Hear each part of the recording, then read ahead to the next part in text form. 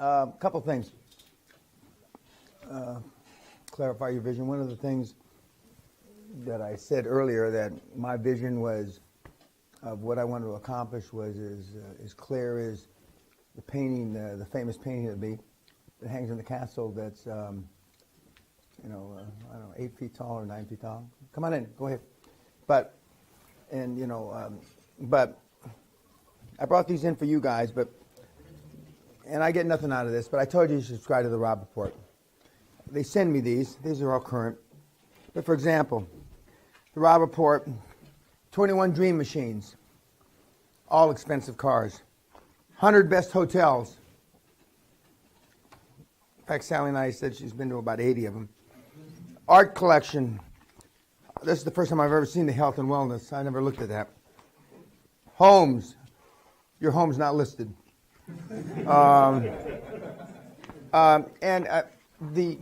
If I hadn't in 1983, this magazine just came out. If I hadn't looked in the back of the magazine, now they've got several different magazines, but in the back they only had one, and it had castles for sale.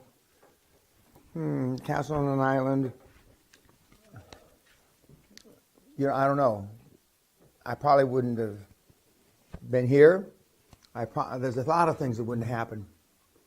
And this was part of the smelling the leather. And when this magazine came out, I said this is supposed to be for luxury-defined, high-performance people, luminaries, et cetera, et cetera. If I hadn't have seen that in March, April 1983, would I have bought this place in the summer of '84? Would I have gone public, floated, exited on my birthday, 1984? A lot of what ifs. Now, in my case, they all happened. And in most of the cases of the kids that are watching on this, and yourselves, it's I coulda, I shoulda, I woulda. And but like most of the things in my life, I took action. When I saw that castle and I said I'm running up to Torrance Boulevard, I think it was Hawthorne Boulevard. I was out on a 20-mile run with my wife. In those days, I used to run 20 miles on Saturday or Sunday. Sometimes I'd run 40 miles in a day. And I was teasing you guys and other people that you're 4 and 5 hour marathoners.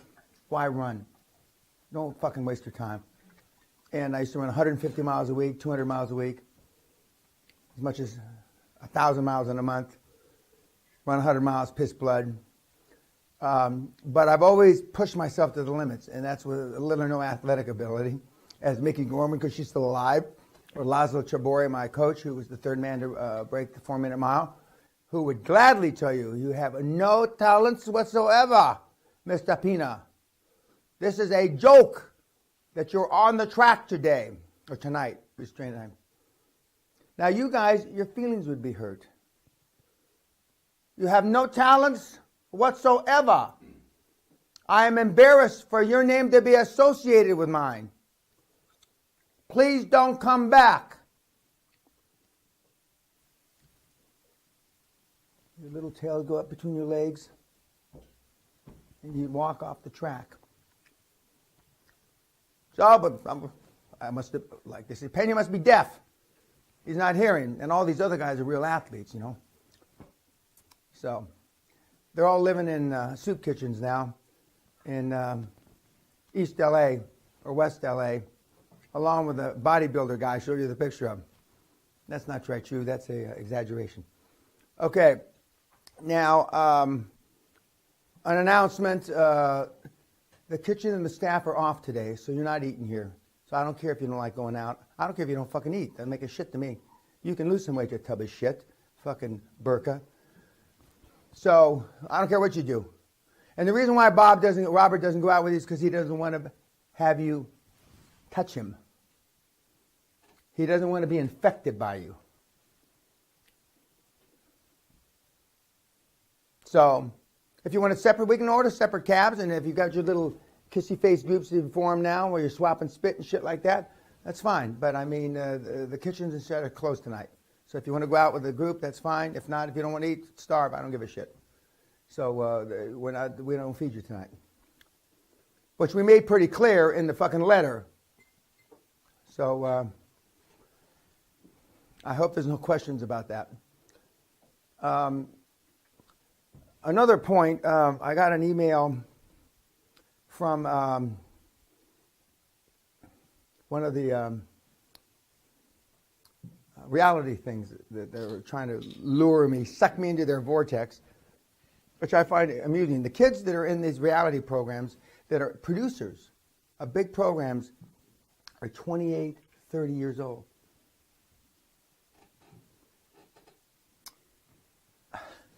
And and they're nice kids. I don't mean it that way. If any of you kids are watching this shit, but they're not the sweat on the balls of an old jock strap that I stopped using 10 years ago. I mean, they got no experience. They got nothing. They got nothing, and they're the ones that are putting programs on TV. I can't compute that. I don't understand. I just don't understand that. I understand how, and I'm going to use Jason. Forevermore, we know what we call him. But forevermore, why guys Jason's age would watch a program, I'm letting you off the hook a little, age, not you. Guys Jason's age would watch a program produced by a 29-year-old fucking kid with pimples on his face.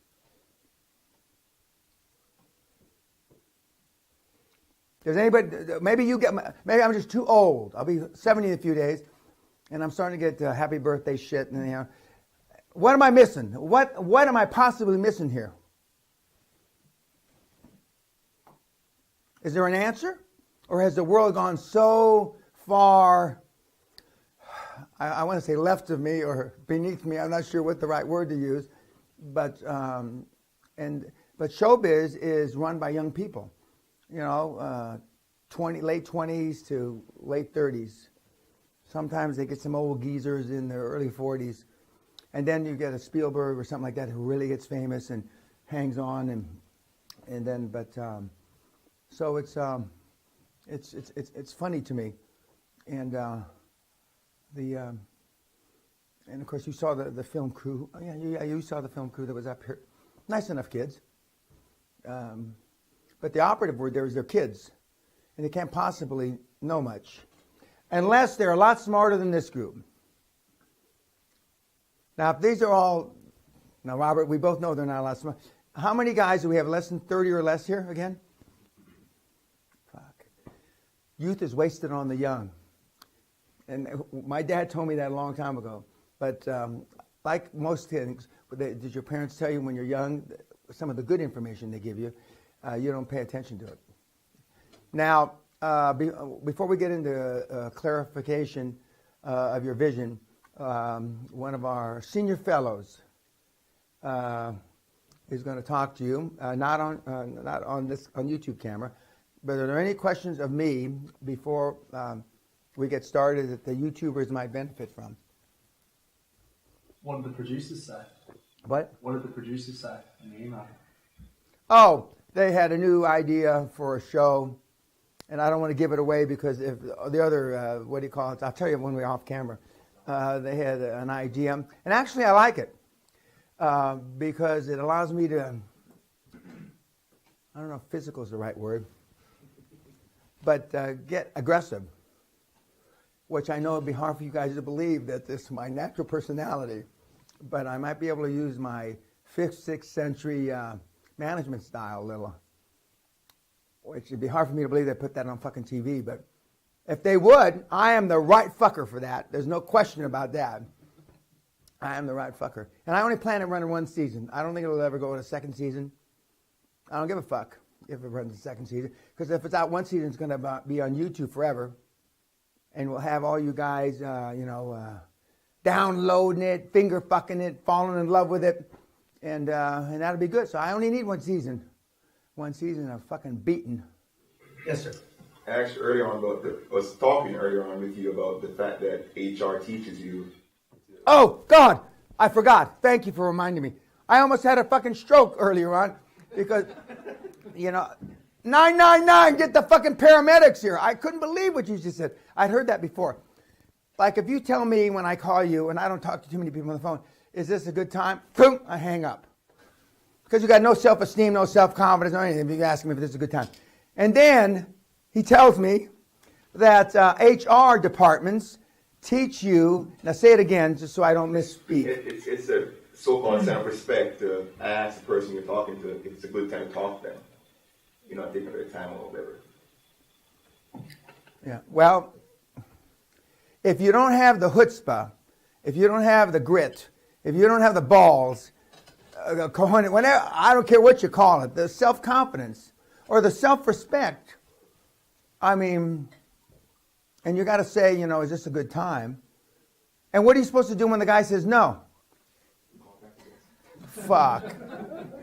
And that's why things, it takes so damn long because they're calling back, and and then if you don't want to talk to the guy, it's never a good time. And I don't know, I would suspect if you have to go through an assistant, some sort of gatekeeping, I don't want to talk to that guy no matter what. Back in the day when I had a lot of employees in offices, I didn't ring on the phone, or I just go in their door. And we had a lot of, in hindsight, I wouldn't have done it this way, but we had 40 or 50% of the employees had private offices. And I thought that was nice. They had pictures of their family and shit like that. And they made them, but they worked till 9, 10 o'clock at night. Now, if they had been in a stall, or were there cubicles now? I don't know. I'll never know because I didn't do it that way. But the only people that had stalls, we had a secretarial staff, or staff that, if you wanted somebody dictated a letter or something like that, those were only a few people had in the bullpen, I guess it's called. But they had private offices. And so, I mean, that's, in that way, I am an old dog because I still believe in that. I think that it gives you more self-respect to have your own office. But from a time point of view, and a building point of view, and an expense point of view, I can see why they don't want those because it's obviously more expensive. But I wasn't looking at that. I was trying to get what I knew then the most out of the employees. And in my case, because virtually everybody had owned part of the company, I never said that, Jason works for me, Jason works with me. I never said that, I was, almost everybody around knew it, that I was senior. I didn't think that was right. Because I had a lot of that in the military, being a junior officer and having to stand on the left. I always get amused when they escort President Obama to and from the Air Force One. The officers, no matter how senior they are, they stand to his left. And that's where you stand when you're junior. The generals and the colonels, and then they go to the left. And then when President Obama a few months ago forgot to salute the guy when he was getting on Air Force One, he gets up the stairs and he gets into, and then I don't know if somebody told him in there, then he runs back down the stairs like this and he salutes him. He got a half-assed salute, but anyway, that's the, if you've been in the military, you understand what I mean. Okay, YouTubers, adios. We'll see you later tonight. Okay.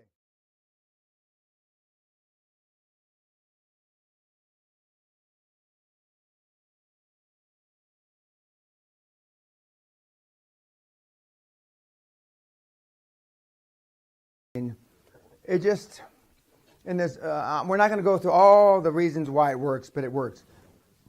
And but in the beginning, the guys that are the most successful out there right now are doing their affirmations 2 or 3, 4 times a day. Okay. The phrase "I am" sends a command to your subconscious so that it can work on this goal for you even while you're asleep. The term "happily and easily" tell your subconscious that you will not struggle to accomplish this. This works well for me because it also helps me shorten my workday. You may want to use another term that will help you experience the emotion of increased amounts in savings. The present tense word increasing creates a stress between what you are saying and reality, so your subconscious acts with a sense of urgency to make this happen. The or more is important also because when you realize how easy it is to increase your savings, you can replace that with net worth, equity, whatever you want, account by $5 million each month. You may want to immediately raise the amount. These two little words will have already sent the message to your subconscious and will reach the monthly amount quicker. I only said $2 billion when I founded the company. And I picked it out of my ass. I don't know why it got me. Because Zapata was bigger than a $2 billion, so there was a misconnect. You know, if I had picked the fucking number that the 50th company was at the time, it would have been a lot fucking bigger number. But I was more concerned because of my fucking Mexican upbringing that I make $6-8 million a year. Because I knew that's what they were making. If I had gone to get a fucking Columbia MBA, I'd have figured it out. Oh, these two should match. 50th largest is 14 billion. But fuck. Anyway. And so I hold it against my parents that I didn't go to fucking Columbia or Stanford or some fucking school that you don't have to explain about. Explain about when you had a chance with my ex-partner. The reason why I only have $820 with Great Western is because I had a $180 partner. It's a true story. $180. Jason, I convinced to put up $180. Hey, Jason. Not a white Lithuanian, but a Jason. And come to think of it, Anderson was a racist Ku Klux Klan, so it's not really a good example. John Anderson, please. He was the youngest secretary of the Navy or something under FDR or Eisenhower, but he was a Texas oil guy. And so after we were in the business after about 5-6 months, he says, Dan, I'm just going to slow you down. He could never come to the meetings. He was starting to get old. He says, so I bought him back. I bought him out for his $180. But his son wanted to be a Baptist minister. And he got accepted to Hardin-Simmons College. Hardin-Simmons College is one of the best Bible schools used to be in America. But he wanted to be near Dallas, near Mama and Dad, because Mommy and Daddy. But he also got accepted to Harvard Divinity. And so I still remember sitting in the living room there with Mr. Anderson and the kid, and words to the effect, son, what I'd like you to do is go to a school. This is just my advice, my take on it. I'm an old guy. That you go to a school you don't have to explain about. And he says, what do you mean, Dad? Hardin-Simmons, other than us old boys here in the Texas oil patch, nobody knows about Hardin-Simmons. But even a foreigner knows about Harvard. Oh, okay, Dad. I guess that it's better if I go to a school that you don't have to explain about. And so he went off to Harvard Divinity, and I don't know if he's still alive. But anyway, for sure, I went to a school you had to explain about, but you didn't. Okay. But that's how come I had 820. Some would argue I really started with 1,000 because I bought the guy out within the first year. But the story sounds better with 820. So we're going to keep it at 820 since I've been doing it for 30 years with 820 now. Okay. The president. Okay. The or more is important also because when you realize, oh no, I said that. The best times to say the affirmations are in the morning, when you get up, and in the evening just before you go to bed. By saying them at night, you are commanding your subconscious to work on them while you're asleep. By saying them in the morning, you give your subconscious the opportunity to present a report, what it did while you slept. The increased focus you experience as a result of this simple activity will produce phenomenal results so that you truly get what you want, blah, blah, blah, blah. This is your homework. Tonight, what you want, goals, and affirmations. And I would say it would be a lie of biblical proportion to tell you that we have had anything other than a phenomenal success with this and the kids. kids, meaning you, to say your goals, not to say your goals, but to say your affirmations. How many affirmations did you have? I have 22. I told you that. My 22, I told you how they break down. The personal goals, I only have 5 or 6 left. And I have, I think, 6 or 7 affirmations that are associated to those. The rest of mine are related to you, my children, Sally, and a number of the charities that I'm involved in. But you number as many as you want. How long is roughly each of your affirmations? Like a sentence? I'd say no more lengthy than this sentence right here. Right there. And I have them on 5x7 cards. And I know you'll be doing it on your tablet. And, I understand that, but I don't do that. I don't do that. Any questions about this?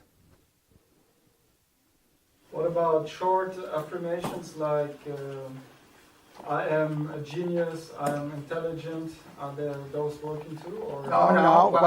Well, you'd be lying to yourself, but that's not the point.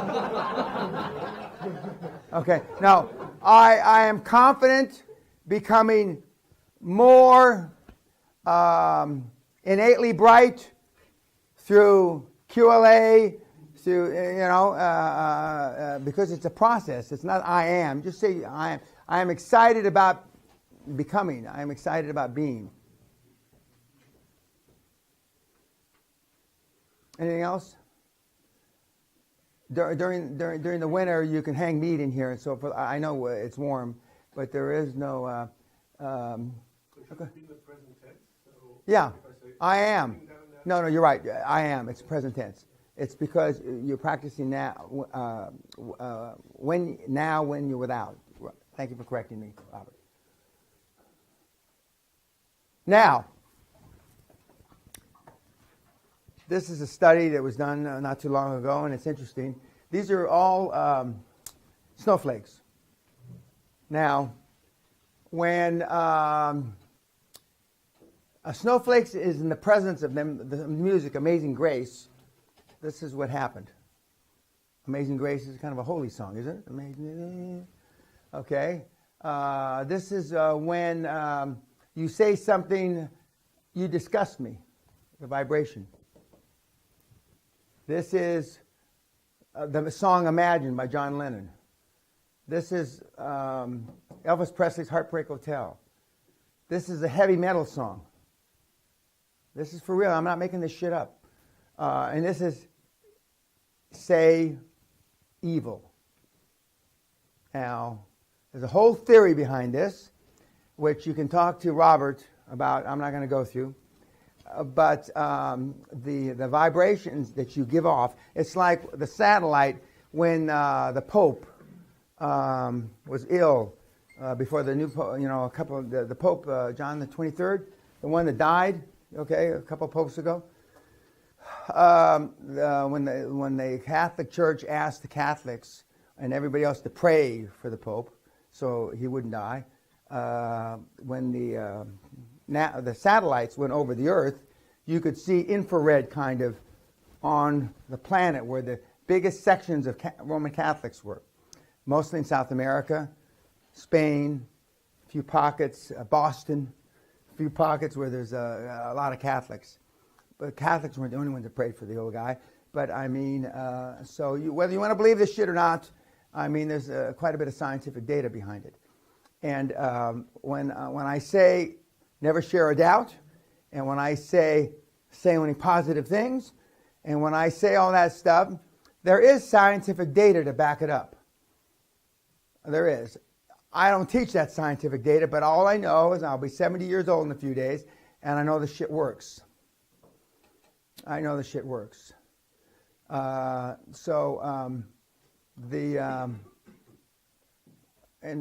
when Jamie said earlier that he doesn't share doubts, and everybody in this room has shared a doubt at one time in their life, it's a hard habit to get out of. I'm told.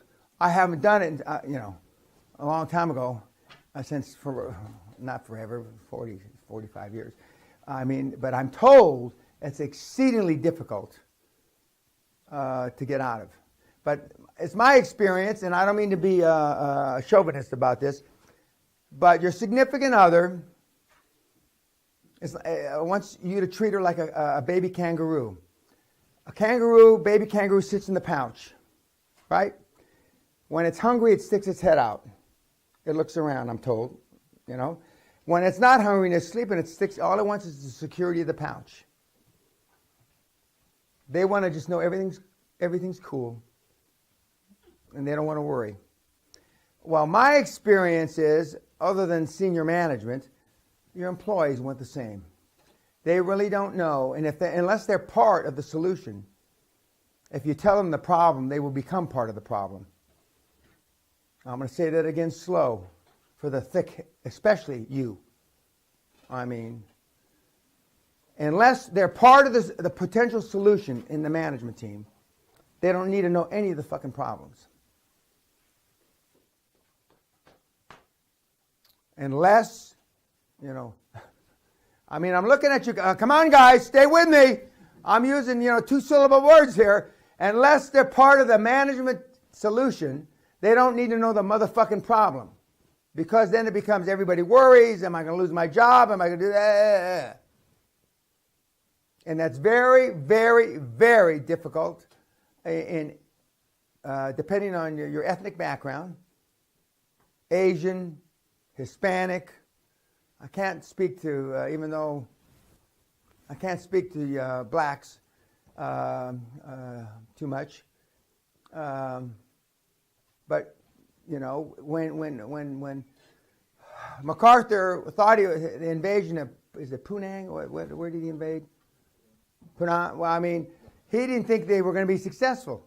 Now, he didn't run around telling every fucking person, but he knew that if he cut off the Chinese, and you'd be Twixing, tweeting. I don't know. I think the Chinese are going to overrun us. And you write in your fucking blog, and this will sound awful, but real men that have something between their legs don't act that way.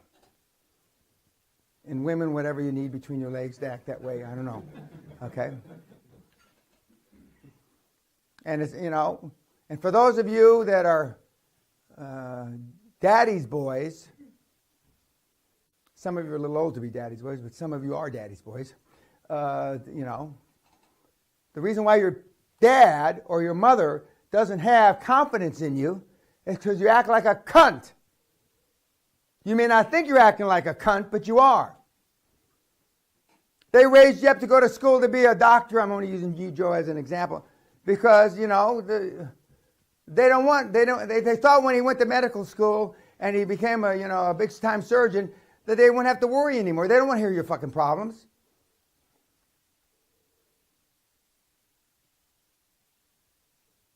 I just by looking at you, sorry shits, I know that I'm hitting I'm hitting the nail on the head. You've only got a couple days to continue to be able to think that way. Good night, YouTubers. Now, I'd like to see Ron LeGrand stand in front of a snowflake. Oh. Now, I think it'd be a cross between this and this. Yeah. Now, see, Ron doesn't believe in any of this shit. Now, I didn't talk about this, but when he went to the seminar, he just wanted to know where to get the fucking money. I don't like to say good morning. I got in the habit many years ago in the military. You say good morning, and most people say good morning in the various languages. What's good about it, Peanut? No, Master Sergeant, whoever it was, it doesn't matter. Do you like me, Peanut? And what are you going to say? Yes. If you say yes, yes. Oh, you like me, Peanut? Do you want to have sex with me, Peanut? And if you say no, you don't like, and then you don't like my mother because she had me, and then it goes on and on and on. no matter how the fuck you answer it, it's wrong. And and of course, Peanut was a nice name they call me. Normally they call me Penis. Penis. And so whenever somebody says good morning, and he meant it, genuinely, I know Jamie did, and many of you say it to me. I mean, it's been 40 years, but I still think, if I jump in that guy's face and, and lock your heels means you make him stand at attention, etc.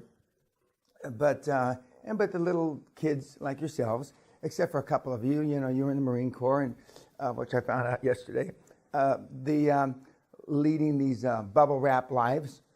And some of you, or some of the kids that come through here have been in a fraternity, and they think that hazing at the fraternity is just, it's nothing. It's nothing. And once in a while a kid dies in hazing in the fraternity, which is sad. It's too bad. And only recently do you read about when kids unfortunately die in boot camp, which doesn't happen too often. But when I went through in the 60s, other than free sex, drugs, and rock and roll, I mean, life was a lot tougher in the military. And the now Navy SEALs, in which I was in the North Pole with a Navy SEAL, they go home on the weekends, which is beyond my during training. It's beyond my comprehension. Of course, now they say, because politically correct people with bow ties have told them that you need to rest your mind and body. Well, the whole thing about the fucking Navy SEALs and the Ranger training stuff that I went through is they want to see how you react when you have no time to think, when you have no time to rest, when you have no time to recoup, either mentally or physically. And that's the life I went through. So and some of the examples I've given you about some of the things that happened to me when I was a kid, when I look at your eyes, it's back to the deer in the headlights. I'm a product of that social and economic milieu, and you're a product of yours. And this morning when it wasn't raining, but when I got up early this morning, it was raining hard, and I was saying, they're going to put their little booties on, and they're going to, maybe some will have a little scarves. And when it's cold here, and it's cold to you, not really cold, they sit in here with their little scarves, scarves on, and some wear gloves, and I think to myself, Jesus Christ, I mean, no wonder some people make it tougher than this program really has to be. Last night, we're going to go over the homework we didn't go over yesterday, but not now. But last night you saw Klausy, right? Dr. Klaus Kleinfeld, current chairman and CEO of Alcoa, former CEO of Siemens, the 20th or so largest company in the world, a German company.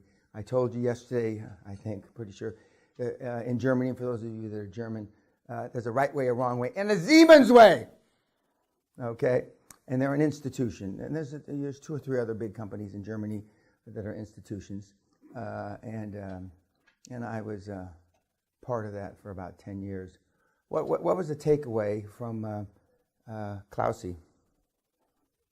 Other than he's not like me, but I mean, other than that, what's the takeaway?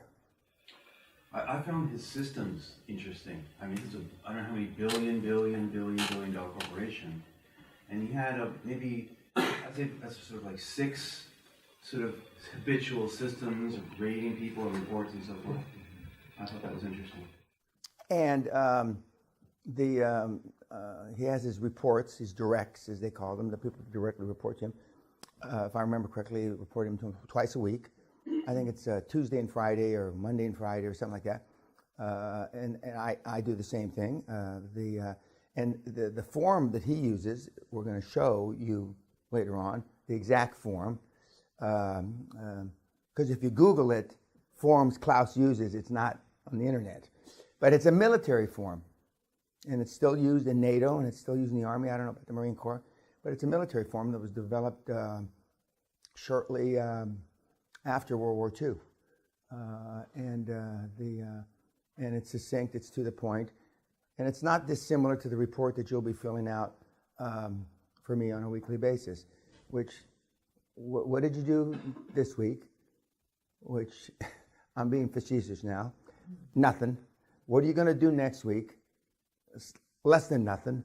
And then the third section is problems. I have now changed that to problems and challenges to try to be 21st century.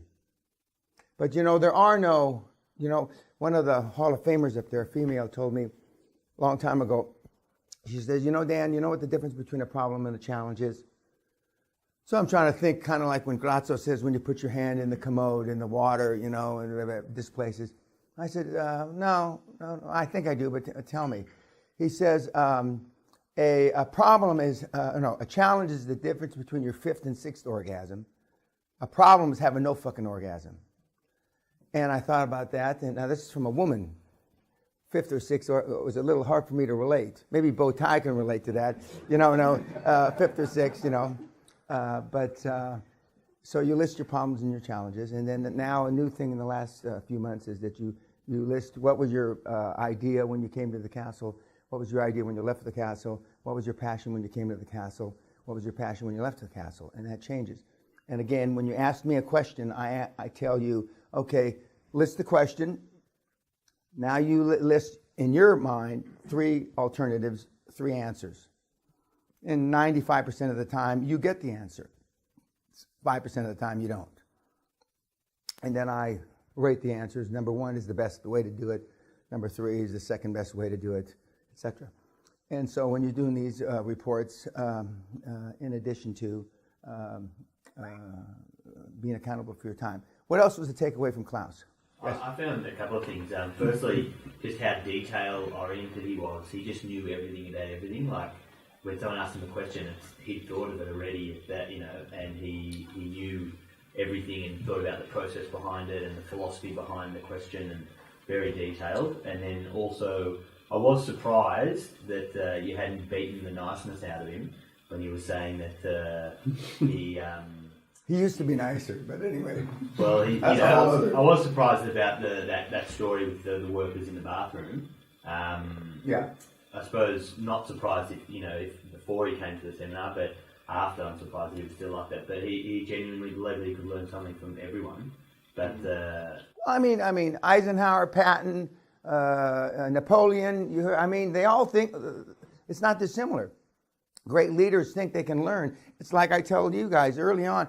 One of the things that I like about it, keep giving the seminars, is that I learned something from you dipshits. Not every dipshit, but I learned something every seminar, and it keeps me sharp. Now, if I was sitting in a room like this for a week with Jack Welch's, I'd learn more. But and every once in a while, a Klaus Kleinfeld comes across my path, and so I learned a lot from Klaus. Not as much as he learned from me, but I learned a lot. I really learned more about the German mentality, which for those of you that have never done business in Germany or don't understand the Germanic way, that's a whole different way of life. And it allowed me to be a better leader, but it also allowed me to deal with Eastern Europeans better, the Romanians, etc. I just got an email from a guy, and I get, come and do these things in Australia, come and do these things wherever. Well, we just had a gypsy contact me this morning. The non-black black? No, it's not the non-black black guy. No. A real gypsy. In fact, 2 gypsies. The son of the former Minister of Finance, who's been through this program from Romania, and then another gypsy. But the other gypsy wanted to ask me, what would it take for me to come to Romania and do a high-level, this kind of thing for executives, and I said, nothing could get me there. But I've also been asked by the royal family, actually 2 of the royal families in the Middle East to come, and I said no. I said, I do one special for them here, just like I did for Ron LeGrand many years ago, but I'm not going there to do one.